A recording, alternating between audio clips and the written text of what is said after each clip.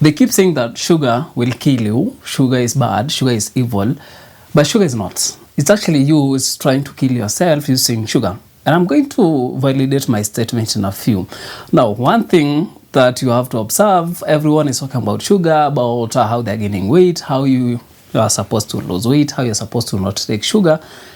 And today I'm just going to give you the facts because I don't want to make a decision for you. I want you to use the information that you can readily get out there and make a decision about where you are when it comes to either taking sugar or not taking sugar.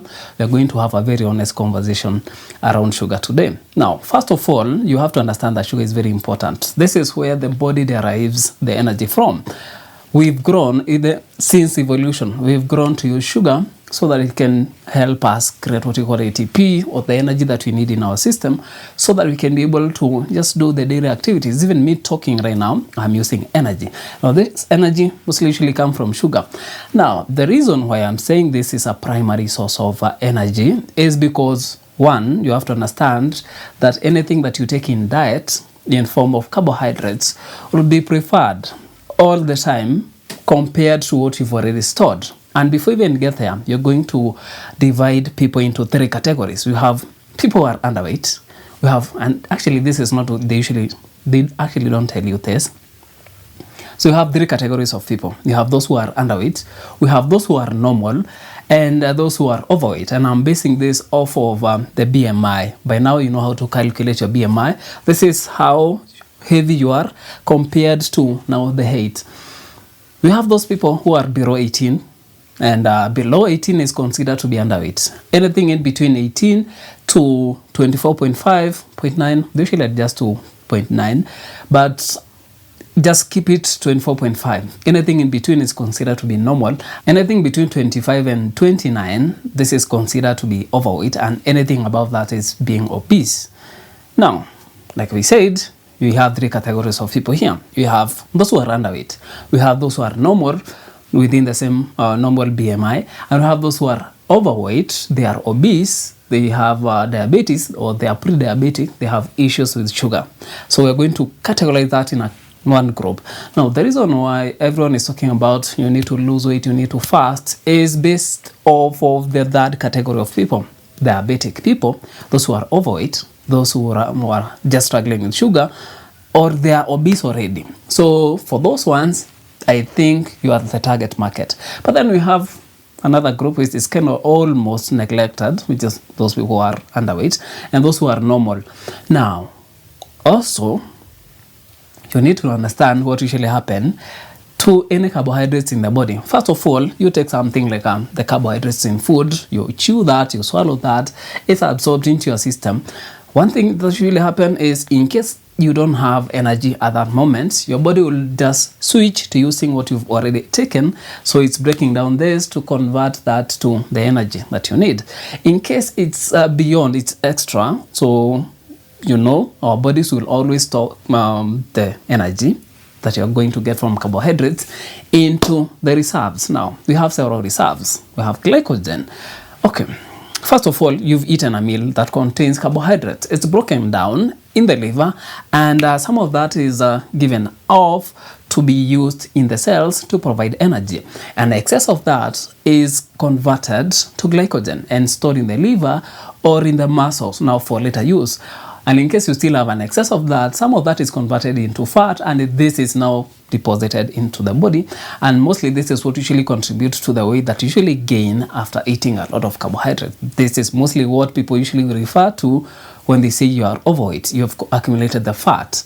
Now, by now, when you're not eating anything, okay, but up to this point we now understand, at least we have a point. Now, if you're not eating, or maybe you're starving, you've not eaten anything, what will really happen? Your body, the liver will first of all start breaking down the glycogen that it is stored to provide energy. And in case you deplete the energy in your liver or in your muscles, what will happen is you'll now go to the fats and start burning that to provide energy. In case you deplete the fat, then it goes to the protein and start breaking down protein to provide you the energy. And at this point, this is when you're now starving. So this is exactly what usually happens. Now, let's go to now the evolution. Your body, since long time ago, doesn't know how to use protein, like store protein for later use. So protein is used just as is. So if you eat excess protein, that's how it will just be taken out. But that protein will be used for structural repair, the growth, and we have so many processes that require proteins in the body, so it's used for that. But now when it comes to back to the evolution, food was scarce because now this is hunting and gathering. You go, you collect the plants, the roots, the leaves, the barks, and all that, and then you eat meat. In combination, this is what is comprising of your diet. Now, because you're not having a lot of that carbohydrates, your body knows best to store excess so that when you're not getting that food, it will be able to break down that, like we've said, to provide you with energy. So this is where now everything comes in. Since then, up to now, our bodies are evolving slowly, and our brains are evolving faster than the physiology of the body. What do I mean by this? If you take, for example, long time ago, we used to struggle to get food. Even the food that you're going to get will contain, let's say, your body will struggle to extract the carbohydrates in that because it's the roots and so many other things. But compare that to now, our brains were able to evolve very fast. We are able to keep food to a point where right now food is not that like a hassle, because I can be able to grow my own food. I can be able to rear and even breed my own animals for consumption. So food is not an issue. Even to take the brains a little bit further, you can be able to extract a certain mineral in certain thing and then use that directly. Like we have supplements. You can just go in food and extract something that I need in our body and then use that. Now, go to the sugar. Specifically, I can go to a sugar cane or maybe a fruit and extract the sugar from there. Now, tell me, which is easier? Taking 4 spoons of sugar or teaspoons of sugar, or taking like 5 fruits? It becomes very hard for you to eat those fruits because the fruits will come with other things. Even if you're also benefiting some other things from the fruits that you're taking, you are also taking the same sugar. So that's kind of a little bit going back to the theory that we're talking. Food was not all the sugar, was not that available. But right now, I can be able to extract exactly sugar and concentrate that so that just even a single spoon can be like from 2 or 3 fruits. By now, you know that. So it's very easy for you to overdose on sugar, and that's why you are getting a lot of people who are obese, who are overweight, or those people who are just struggling with sugar. So that's why that's why I said in the beginning of the video, it's you who is poisoning yourself. So now let's go back a little bit. If we are saying that sugar is killing us, it's because you're using an excess of them. If you are taking a lot of that sugar, it means that now we are overdosing our body with that. Now, remember the mechanism of how the body, I think we've talked about this when it comes to diabetes. The mechanism of the sugar in your system, in case you have a lot of sugar in the blood, there is insulin that will be provided, that will be produced to make sure that the cells are forced, or the sugar is just pushed into the cells and get out of the blood, because excess of that sugar in the blood is not good. And it's pushed into the cells. Now, when you continue taking the sugar every now and then, you still have a high dose of that in your system. So you keep producing insulin to push that sugar into the cells. Now, it becomes to a point where now even the cells are now tired of getting the same message every now and then, something being pushed to them. They don't require that as much. So this is where now insulin resistance comes in, and this is the onset of diabetes type 2. Now, we have another diabetes type 1, which is totally different. This is when the pancreas, where you're now getting your insulin from, is not functioning. So you're not producing any of that. So that's totally different and should not be mentioned when you're talking about people who are diabetic type 2 in relations to food. Because now, when you overeat, when you overdose, you take a lot of that sugar because it's so readily available. You just get out there, you get a cake, it's full of sugar. You get out there, you just go grab a fruit, you come back, you juice that, and we said by now, we understand that there's a difference between taking a whole fruit, juicing that same fruit, or just blending totally different. You're going to get a high spike of sugar when you juice or you blend, because now it's even easier for the same thing to be now absorbed into your system compared to when you just eat a fruit and then it will have to go through the processes of digestion for that to be extracted. So it even take a little bit longer for this same sugar to get into your system, and it will be in a trickle effect. But when you take a lot of even just a single glass of whatever you're taking, it's enough to spike the sugar in your system, because it will absorb within a short period of time, because there's not much that's going to go on because you've done much of the work. So you're going to absorb a lot of that sugar within a short period of time, so you're going to spike. And when you get a spike, back to what we said, you're going to produce insulin. And this insulin, one of the things it does is to force your cells to absorb that, and also to make sure that you're storing enough of that, the energy, the sugar that you have in your system. So you're going to be in what you call the storage mode. So when you're trying to lose weight, one thing you have to make sure that you do is to make sure you don't spike your insulin. And we are going to see how we can be able to do that. Now let's have a conversation around what you do according to the category. Like we have 3 people: underweight, normal, and overweight. Now according to those categories, now if you are underweight, then the only thing that you need to do here is to make sure that we have several causes. You cannot actually just rely on just one thing, like increasing the amount of calories you take per day to increase your weight. No, you'll have to know that you have factors that can contribute to you being exactly underweight. Now, if you look at the family history, because we have genetical causes, if in your family you have a family history of people being underweight, then high chances are you're also going to fall in the same category. If you have an issue with your thyroid, maybe you're overproducing that, then you're metabolizing a lot, meaning you're just leaving so much little for storage. And you see, storage is part of what makes you gain weight. Now, we have other things that you can do, which is now increasing the amount of calories you are taking, increasing the amount of fat that you have, and also fixing the underlying condition. If, for example, you have cancer, cancer is very aggressive. It makes your cells to divide abnormally. And you see, dividing cells require a lot of energy, and this will just suck the energy that you have stored. So that's why when you have a certain disease like a cancer, maybe a condition that requires a lot of energy, you're going to lose a lot of that within a short period of time. So fixing whatever is causing you to lose a lot of weight or maybe not gain weight will go a long way into making you gain weight. Now, it becomes even a little bit harder if it's genetical, or maybe you have issue with your thyroid. Now that becomes you, first of all, fix the underlying condition before you now start thinking of now how do I go about now gaining weight. I have the second category of people. And by the way, now for those who are underweight, we understand that sugar is not good to overdose yourself every now and then, because you can still be underweight and still suffer from insulin issues. Now, this is where now it becomes a little bit tricky, because now you're underweight, you require energy. Your system will require energy, and you don't want to go back to the store to burn the little fat that you have accumulated, or maybe the protein that you already have. So you want to always make sure you have something in your stomach or in your system. You need to have blood that contains sugar for your body to always use sugar and not go to the stores. So one, you have to avoid fasting or something that will lead you to not having that. One of the things that people usually do is to improve their appetite. We have things you can talk to your doctor, they can give you supplements that will improve your appetite in case you have an issue with appetite. So it's very important for you to always make sure you have something, but then you'll have to be very careful.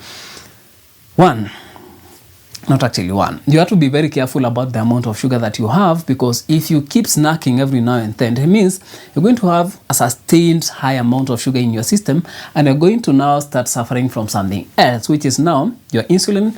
You're going to have insulin all through. You need to give pancreas some breaks, because you don't need to have insulin all through, because if you do that, then insulin resistance will come in.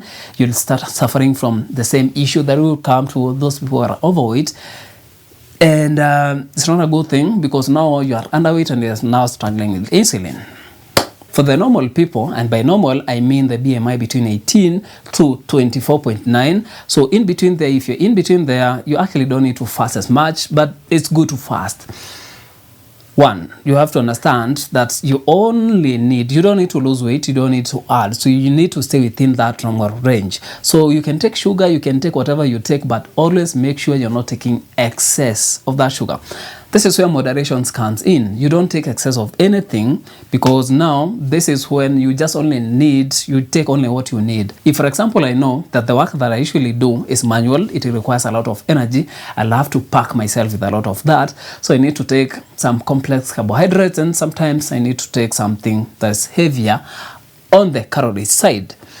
If I'm just sitting down in an office the whole day, so I don't need to eat a lot of that. I just only need to just take what will sustain me throughout the day, because I'm not planning to gain weight. I'm not planning to also lose.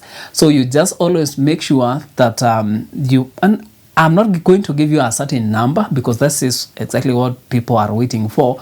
I'm not going to give you a specific number, because I'm sure you have people who are just waiting for a number to use, but people are different. Like I said, we have occupation, we have body sizes, we have so many things, and we have the stages of the growth. Like, for example, someone who is young, below, like let's say they are almost getting to their teenage, they require a lot of energy, because this is when almost everything is growing and differentiating. So you need a lot of energy and a lot of minerals. So you need to always make sure you're eating something. But when you go to beyond like 21 years, no more growth. Growth is just minimal. It's there, but you have very minimal growth, so you don't need a lot of that. So we have so many factors that will determine how much of energy you require per day. But if you are normal within the BMI, just take what will sustain you throughout the day. Even if you're taking sugar, always make sure that you're not overdosing yourself. So don't take excess. It's good to take sugar, because this is what your body will rely on to ignore any other amount of fat that you've stored in your system. So to ignore that, you'll have to provide sugar or glucose, and this will come in form of carbohydrates. And like we said, we have disaccharides, we have monosaccharides, we have polysaccharides. But I would advise you to always make sure that you are avoiding simple carbohydrates, because they have a habit of spiking your glucose within a short period of time. Now, for the third categories of people, this is where almost everything lies in. Now, if you are overweight or you are obese, and for overweight, this is when you are beyond 24.9 and 29 or 30. In between, if your BMI is in between there, you are overweight. And if it's beyond that point, then you are obese. Then in this category, you're also putting people who are pre-diabetic and those who are diabetic already. So you have issues, you're struggling with sugar. Now, this is where it's very simple. It's not complicated at all. What you need to do is to create a deficit. Now, the deficit that I mean here is now between what you're taking. Okay, you know how much of energy you're going to require in a day. Now, if you just provide less of that, or you just don't take anything, you're going to force your body into going back to the stores to get something for you to use, so that you can continue the processes that you're going to just use throughout the day. So it's very simple. Create a deficit. And how do you do this? Now, we have so many things that people don't like exercises. They are very good, and I'll recommend you exercise. Even if you are normal, exercises are very good. Now, why do I say this? Because when you exercise, you're creating a demand, you're increasing the deficit that we are talking about here, without necessarily fasting. So you can just exercise, and you create a demand for the energy, because your muscles will require that energy to use during when they are using those muscles. So when you exercise, you are now prompting your cells to now request for the energy without now requiring insulin pushing that the energy into the cells. So the energy you're talking about here is sugar. Now you don't require that. So you're creating a physical demand, and this is why it's very important for you to exercise. It's very important. Now, second thing, you can start fasting. When you fast, it's you're not taking anything that requires, and this takes several forms. Fasting can mean that you're not taking any food, you're just taking water, and now you're sitting down, forcing your body to use the reserves it already has. So it will just go back to the glycogen and also the fat that you have. So it's going to break down that to provide energy. You can also take foods that contain low nutritional value, so low calories. That would be very, very good, because now your body will not be getting enough in food, so it will still be forced to go back and start now breaking down the fat that you have, everything that you've stored, and this is how you'll start now losing weight. Another way you can be able to create a deficit is controlling the appetite, because most of the people usually struggle with weight is because they have an urge to eat every now and then. Maybe you've taken something early in the morning, and then maybe mid-morning you want to snack because your body requires that, or maybe your brain is telling you to just snack on something. Then during the lunchtime, then between supper and also even at night, you just wake up and try to maybe get something, even if it's a fruit. Now, you need to avoid those. We have drugs that will help in modulating this, or you can just physically just stay away from food, because sometimes, you know, when you get a smell of food, it gives you the appetite because it activates so many other systems in the body, and this get your body ready to receive food, and this is how you'll be prompted to go and eat. So we have drugs also which can work in suppressing your appetite. Talk to your doctor in case maybe you require this. Now, for that, I don't know whether you've gotten something from this video, but if you've not gotten anything, you'll have to understand that we have 3 categories of people. We have underweight, that they need to have energy, because if you don't have carbohydrates in your body will just go back to now digesting or just breaking down the fats that you've stored, and you're going to lose your weight further. If you are normal, you can still continue taking sugar, but with moderation. Take only what your body requires per day. If you are overweight, you really need to avoid sugar at all costs. Anything that will give you carbohydrates, you're going to avoid that, so that you're going to force your body into going back to the reserves and start burning the fat that you have, the glycogen that you have, so that you're going to lose weight. So when you're listening to people talking about losing weight, you have to keep that at the back of your mind. You need energy. It's very important in your body, and it's actually very dangerous for you to stay without energy. There's something we call hypoglycemia, and this is even more dangerous than hyperglycemia. Hyperglycemia is when you have a lot of sugar in the system. Hypo is even more dangerous because now your body is not getting enough energy. Even your heart muscles requires energy to pump blood. Now imagine a case where that's not even working, or you don't have enough energy. Also, even your brains use a large proportion of the energy that you have in your body. So if you don't give your brains enough, that's why people usually faint. When you don't have, okay, you can also faint when you have excess of that, but when you have less of that sugar, be assured that you're going to be unconscious, because your brain will try to reduce the activities it does, so that it uses the little available energy to sustain the life that you have. So that's why you're going to faint. And one of the first aid that you can give to that person is to give them sugar. So sugar is very important. It's how we use that. So sugar is not poison at all. It's actually very nutritious. It's supposed to be there in your system. But when you use excess of that, then this is when it turns against you to be poisonous. So that's why I said sugar is not a poison. It's you who is poisoning yourself using sugar when you take excess of that. Even when you take excess of water. I know this is controversial. We usually say that 8 glasses of water a day, but this is not the case at all. Okay, this is a topic for another day, but when you take excess of water in your system, it's going to be very bad for you. So you need to only take what is required, what your body requires. And I'm sure you're just seated somewhere just waiting for you, or for me to give you a number. No, I'm not going to give you a number, because again, we have occupations, we have environments, we have people who are living in a desert. You need to have a lot of water because you're losing a lot of that.